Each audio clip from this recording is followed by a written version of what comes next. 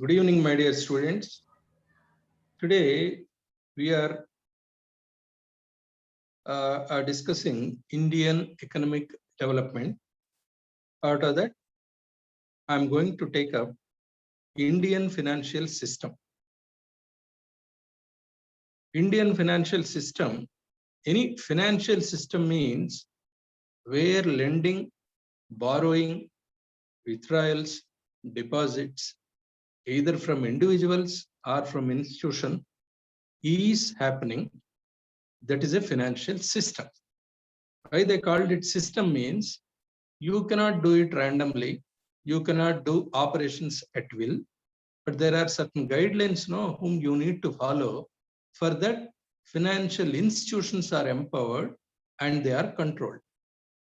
Financial institutions, basically, majority of the financial institutions are banks. They handle all these operations either for broader purpose or individual needs or requirements of a particular sector where development is needed. These banks now come into operation. These banks are governed by, again, principles, rules, regulations, and then controls. We will all now learn about how this system works. What are different terms now you come across while understanding the broader gamut of Indian financial system. I will tell you what a bank is. A bank is a financial institution which acts as an intermediary between a borrower and a saver. Anybody who is saving is a saver, and who borrows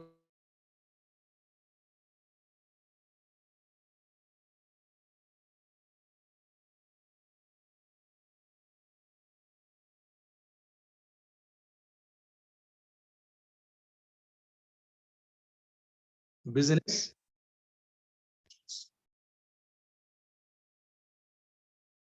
Banks perform several functions: deposits, lending, payments, withdrawals, fund transfer, financial intermediary, risk management, and they also contribute to the economic growth. Now I tell you, a financial system, two broader heads. You can divide Indian financial system into two broader heads. One is a money market, second is capital market. Money market is lending or borrowing from the institution for a short period, that is up to 3 years. That is called money market. 3 years is a shorter term. All operations, completion of the operations happen in the 3-year term. That is money market. What is the capital market? Period of advances or repayments happens for over a longer period, that is more than 3 years. That is capital market. That means shorter requirements, shorter operations, like no individual requirements. So you are borrowing something from a bank, you are repaying it in a year or 2 years or 3 years, and or you are depositing money with a bank, you can deposit up to 3 years. That is the money market. Capital means you have an industry, you have a project for which a lot of money is required. You have only limited. You need to borrow from somebody. You need to borrow from a bank or an institution. Institution gives you money, but you will not pay with the project period itself. No, is about 4 to 5 years. When it comes to fruition, when it starts getting, you get back the money. When production starts, it stabilizes. You get a market, constant, continuous market. You are supplying the goods, then only you get back the money. That means you will not be able to repay the money which is borrowed in a shorter time. You need a longer duration for repayment. That is capital. That is called a capital. You are for investment purpose on a particular an industry or operation, you are borrowing capital, and the capital along with the principal and interest will be repaid by you to the institution, not within 3 years, but now it requires more number of years. This is capital market. Today, we are concentrating about the money market. After this, we will go to the capital market. In the money market, all your banks, the scheduled banks, commercial banks, everything, no, whatever banks you are seeing currently, everything comes under money market. So, Bank of Banks is Reserve Bank of India. Reserve Bank of India is the bank which is 100% owned by Government of India, and it is Apex Bank. It has got certain functions. It governs all activities. It supervises all activities of all scheduled banks. RBI is the regulatory body of Indian banking system.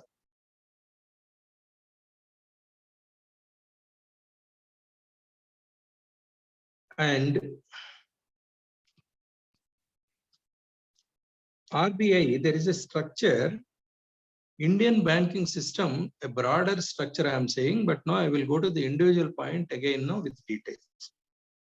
Under RBI, Reserve Bank of India, you have scheduled banks and unscheduled banks.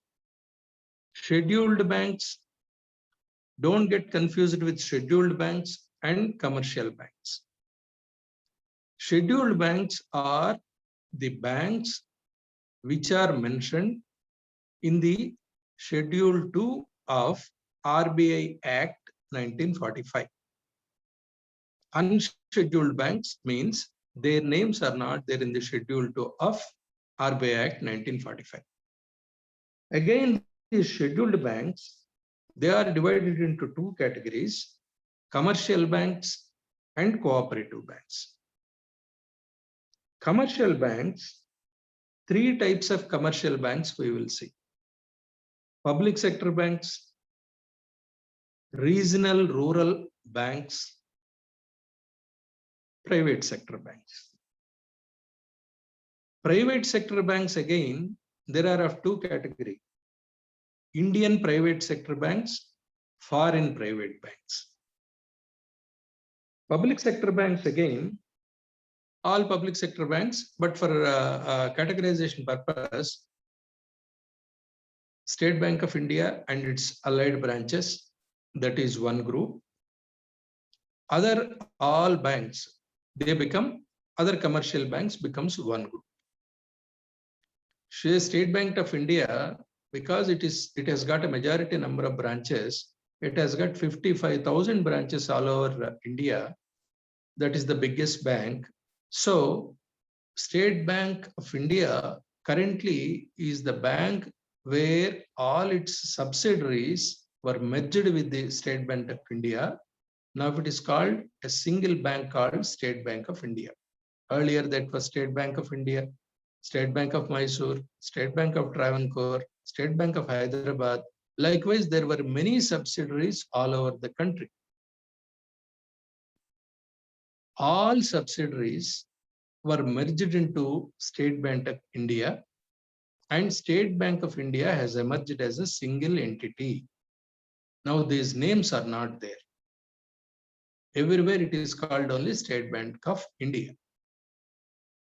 So, because it's the largest bank which has absorbed many of its subsidiaries, it has emerged as the largest bank. That's why you are considering State Bank of India as a one bigger public sector commercial bank, whereas other banks, UOB, and then Corporation Bank, Andhra Bank, these again now mergers happened. Altogether in India, there are only 14 banks now. Earlier, there used to be many banks. Amalgamation of smaller branches happened, and currently in India, there are only 14 major commercial, private sector, public sector commercial banks. So what I told you, scheduled banks, unscheduled banks. Again, scheduled banks are commercial banks and cooperative banks. Commercial banks, public sector, private sector, and regional rural banks.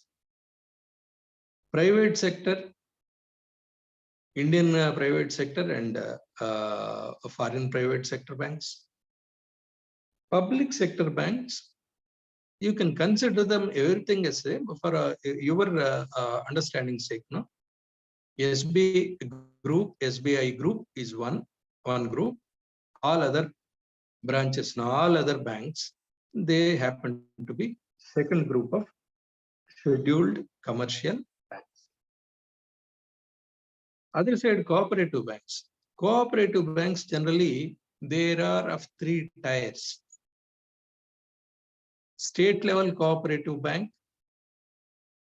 State level cooperative bank again now goes to the district level cooperative banks, and then primary cooperative credit society.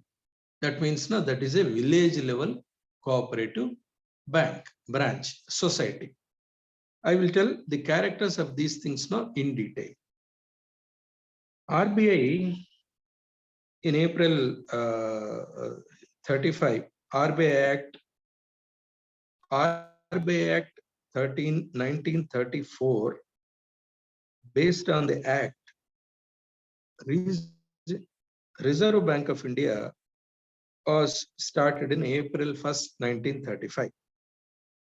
Originally, the headquarters was in Calcutta. Later on, it got permanently shifted to Mumbai. Now, headquarters of RBI is in Mumbai. RBI was originally privately owned. Now, today, it is 100% Government of India owned bank. To maintain the affairs of RBI, a central board of directors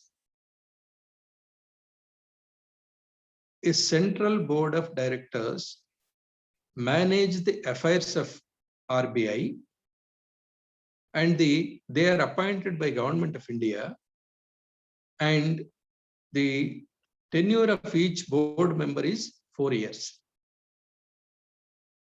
RBI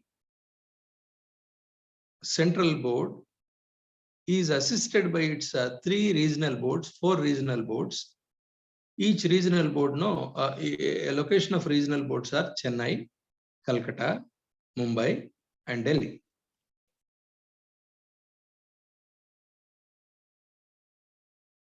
So what are the functions of RBI?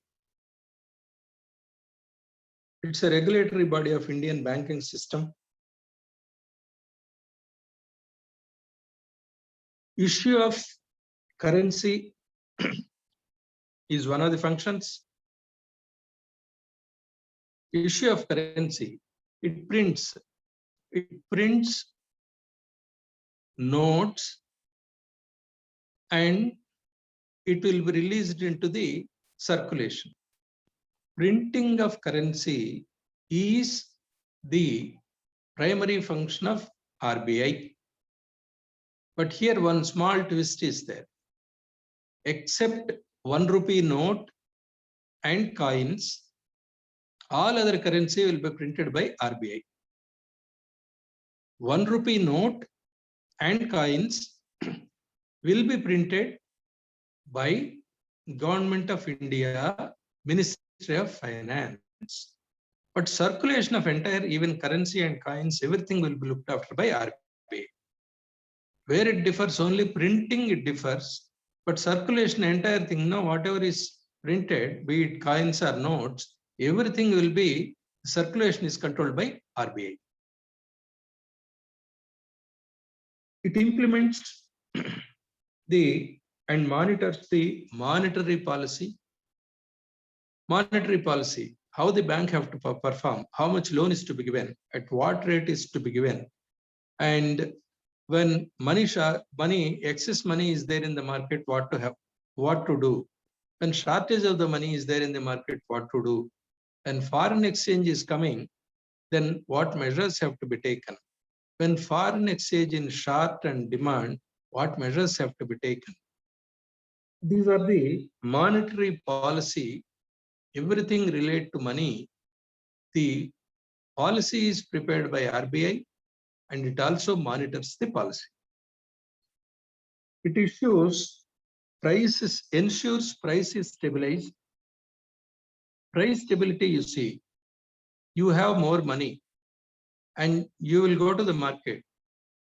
When money is there, a lot of money is around, you don't hesitate to buy the produce now, even at a higher price. When money is in shortage, then what happens? Either you hesitate to buy, or no, you withdraw, or you buy in a smaller quantity. Who will have to ensure this? So somebody from the government has to ensure that money supply in the society has to be very judicious. It should not be too free. At the same time, it should not be too strict. So through appropriate policies, Reserve Bank of India ensures that money supply, a particular point of money supply in the market. Smooth and flow of credit. Somebody requires credit. You want credit for development. Somebody has to give you credit. If they are giving it an exorbitant interest rates, probably you don't take it. If you are not taking money, the idea of establishing an industry stops in your mind itself. It will not come to realization. When money is available at a reasonable scale, you will take it, you will start a company, and then after some time, you will be able to repay the money to the a lending agency.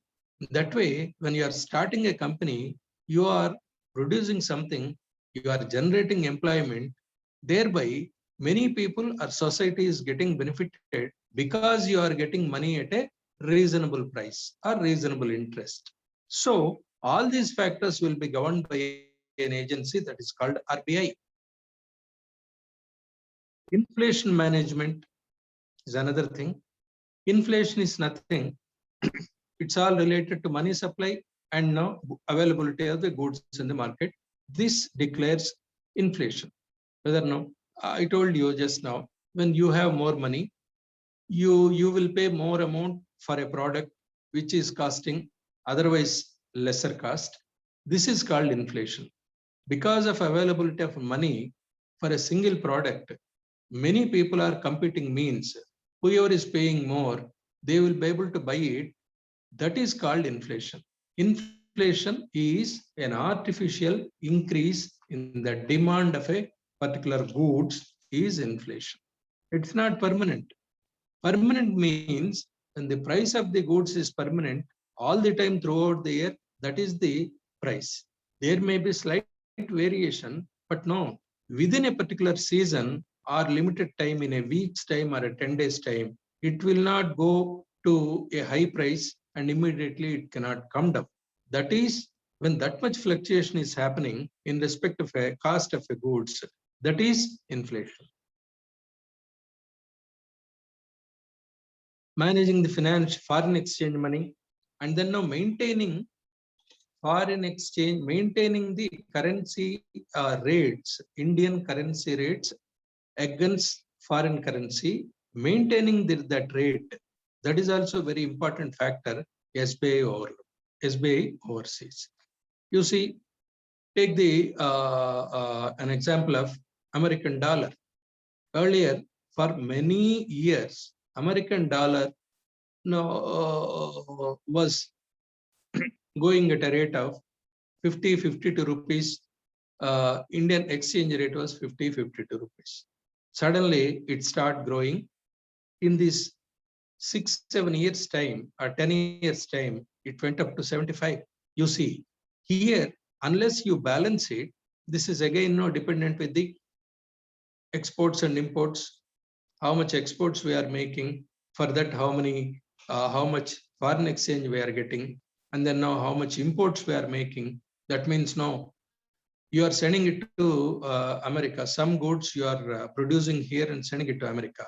Suppose the amount of goods you are sending it to America and earning dollars for that, if it is less than the amount of goods which we are importing from America and payment of the dollars is more, that means a shortage comes, there is an artificial demand for dollars. Because the goods you need to import, that is a must for you. They don't accept in Indian rupees. You will have to pay them in their currency. Unless you have a currency earning from that country, you will not be comfortably able to import the goods from America. You have sufficient, substantial reserves of American dollars, then only you will be able to buy. Paying the American dollars, you will buy. That means you are in a stronger position. You need not pay more. If your dollars are less, and then no, you need to pay more dollars. If such situation comes, if you ask them to accept money, Indian currency for the dollars, they quote more amount. So we need to give, because that's an obligation for us. We need to buy the product and then pay the amount. Under such conditions, you will be willing to pay any amount of rupees for a dollar. Such situation should not come. That is governed by RBI. Okay. Then other RBI functions. Other RBI functions.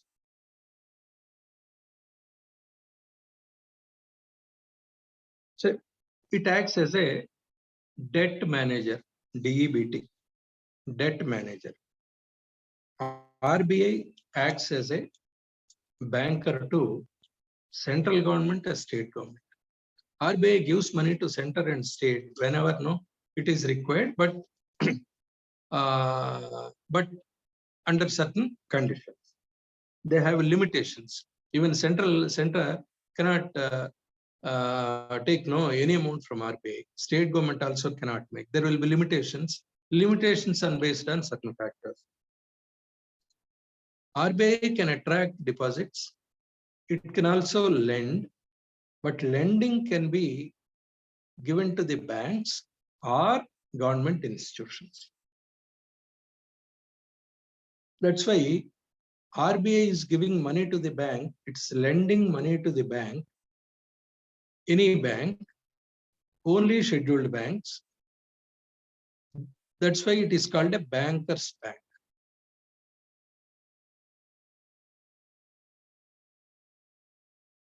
Bank-to-bank lending, there is a procedure while lending money to the bank by RBI. If bank through its deposits, it can operate its own deposits and loans. It is managing with its own reserves, fine. It will not depend on RBI. But when money is in short supply to the bank, automatically bank borrows money from RBI at a particular interest. And then that amount will be utilized by the bank to again give loans to the people at some interest, and that way it continues its operations. When this happens, the deposits in the bank are fully exhausted while giving it as a loans to the borrowers, then automatically for its future operations, it need to borrow money from the RBI. There is a standard rate that is called a base rate. A base rate is different from bank to bank. A base rate is the rate the bank is the minimum rate the bank has to maintain while giving loans to the individuals or institutions. That is called a base rate. That means suppose 8% is the base rate. Bank cannot give loan to anybody at less than 8%. It has to maintain 8. But if it's giving a 10%, 12%, 15%, depending upon the market requirements, RBI will not have any objection. If they are giving at that rate, the profitability of the bank through interest is more. That's how the operations of the bank, the profitability of the bank, and the margins of the banks, everything increases if it is able to give lending at a higher rate than base rate. But it should not give loans to anybody less than the base rate. Base rate is the minimum amount of interest rate the bank has to maintain while giving it to the borrowers, the loans. And base rate depends from bank to bank. So be clear about a base rate. Then RBI controls the credit also. Exchange rate again is managed by RBI, foreign exchange currency rate. There are two major roles for RBI. Some are supervisory in nature, some are promotional in nature. What are the supervisory roles? RBI gives licenses to new banks. Working of the bank will be supervised by RBI. Amalgamation of the banks, that means merger of one or more banks into one bank. Again, RBI is empowered to do that. Liquidation, that means if a bank is under loss, you cannot run the loss. You cannot bring the bank again to normal functioning or to reasonable profits. That means you can take a decision to totally liquidate the bank. That means the bank will be no more. The assets and liabilities of the banks will be totally taken over by somebody. The bank ceased to exist. That kind of a decision can also be taken by RBI. And then reconstruction of banks. The bank, suppose loans, uncollected loans are more in respect of a particular bank, and the advances or deposits are less. In that case, RBI can give the direction as to how the total reconstruction of the bank can happen. It can give fresh guidelines to the bank for its operation and come back to normalcy. So supervisory nature because it's give licenses, and it is working will be supervised. Amalgamation, that means merger can take a decision. Liquidation can take a decision. Reconstruction also it can take a decision. And periodically RBI inspects all banks. Base rate maintenance again is the obligation of the RBI. What are the promotional responsibilities?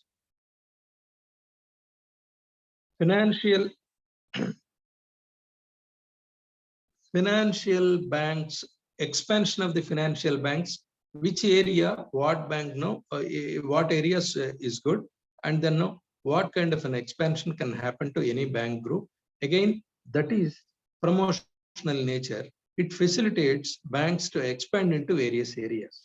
Second is developing a banking habit in the society. Again, it is the responsibility, it's the promotional responsibility of RBI. Like if you remember a couple of years ago when demonetization happened in Modi's government, there are 50 lakhs to 1 crore new bank accounts were started under the name as Jan Dhan accounts.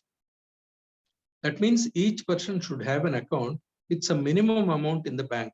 Say 500 is the minimum amount. Government has taken that initiative, started bank account by paying the minimum amount in respect of a particular person, and then such kind of those accounts were additionally created to the banking sector.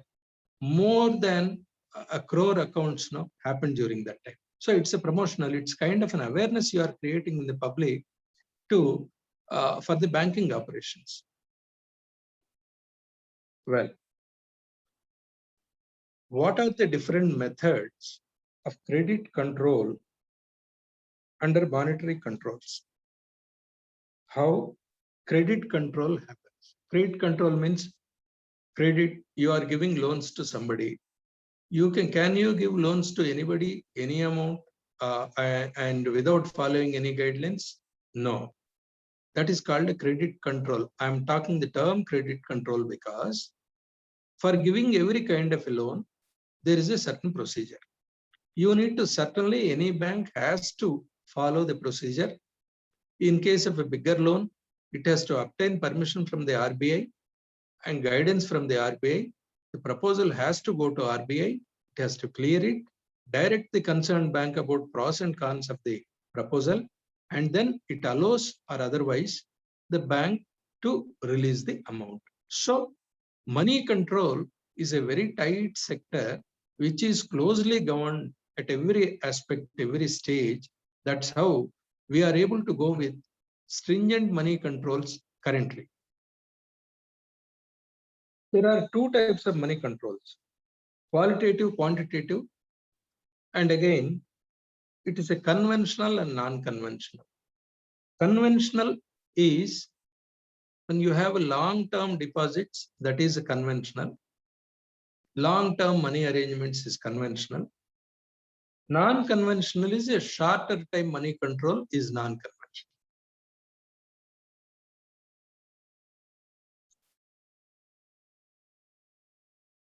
There is a bank rate policy.